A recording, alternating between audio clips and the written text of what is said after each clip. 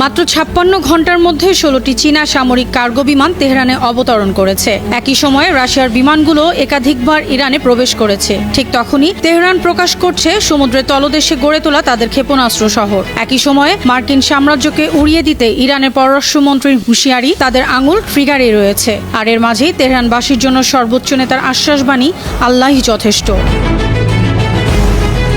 Israeli সংবাদ মাধ্যম মার্ভি সহ বিভিন্ন গোয়েন্দা প্রতিবেদন দাবি করেছে, মাত্র ৫৬ ঘন্টার মধ্যে চীনের ১৬টি Y-20 নামের বড় সামরিক বিমান তেহরানে অবতরণ করেছে। এই বিমান একবারে ৬০ টনেরও বেশি সরঞ্জাম বহন করতে পারে। একই সময়ে রাশিয়ার সামরিক বিমানও একাধিকবার ইরানে যাতায়াত করে। চীন ইরানে HQ-9B দীর্ঘপাল্লার আকাশ প্রতিরক্ষা ব্যবস্থা পাঠিয়েছে, যা মার্কিন S-300 এর সমতুল্য।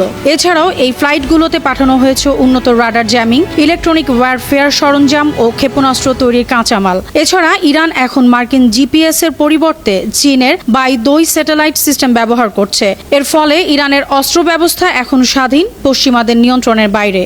এই ফ্লাইটগুলো ছিল অত্যন্ত গোপনীয়।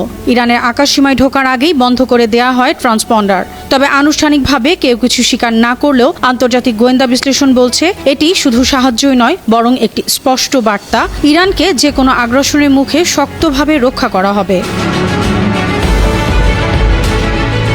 যুক্তরাষ্ট্রের সাথে তুঙ্গে থাকা উত্তেজনার মধ্যেই সমুদ্রের তলদেশে বিশাল এক ক্ষেপণাস্ত্র টানেলের নেটওয়ার্ক উন্মোচন করে চমক সৃষ্টি করেছে ইরান। দেশটির রাষ্ট্রীয় টেলিভিশনে প্রচারিত ফুটেজে দেখা গেছে, IRGC নৌবাহিনীর কমান্ডার আলী রেজা তাংসিরি দাঁড়িয়ে আছেন সেই টানেলের ভেতরে, যেখানে সারি সারি কাদের 380L নামের ক্রুজ মিসাইল প্রস্তুত। ইরানের দাবি, এসব ক্ষেপণাস্ত্র ১০০০ কিলোমিটার দূরের লক্ষ্যবস্তুতে আঘাত হানতে সক্ষম। আর তাদের মূল লক্ষ্য পারস্য উপসাগর ও ওমান সাগরে অবস্থানরত মার্কিন নৌবহর।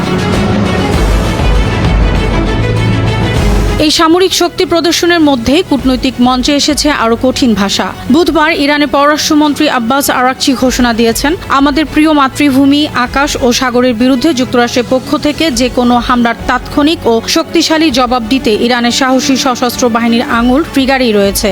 আর এই বক্তব্য আসে ঠিক সেই সময় যখন যুক্তরাষ্ট্রের প্রেসিডেন্ট ডোনাল্ড ট্রাম্প আবারও সামরিক হামলার হুমকি দিয়ে বলেছেন, বিশাল এক যুদ্ধজাহাজের বহর ইরানের দিকে এগিয়ে যাচ্ছে। প্রচণ্ড শক্তি আর নির্দিষ্ট লক্ষ্য নিয়ে এটি বেশ দ্রুত গতিতে এগোচ্ছে। এই উত্তেজনার মাঝেই ইরানের সর্বোচ্চ নেতা আয়াতুল্লাহ আলী খামেনি দেশের জনগণকে মানসিকভাবে স্থির ও সাহসী থাকার বার্তা দিয়ে বলেছেন, ভয় পাবেন না, আল্লাহই যথেষ্ট। আন্তর্জাতিক ডেস্ক, বানো টিভি।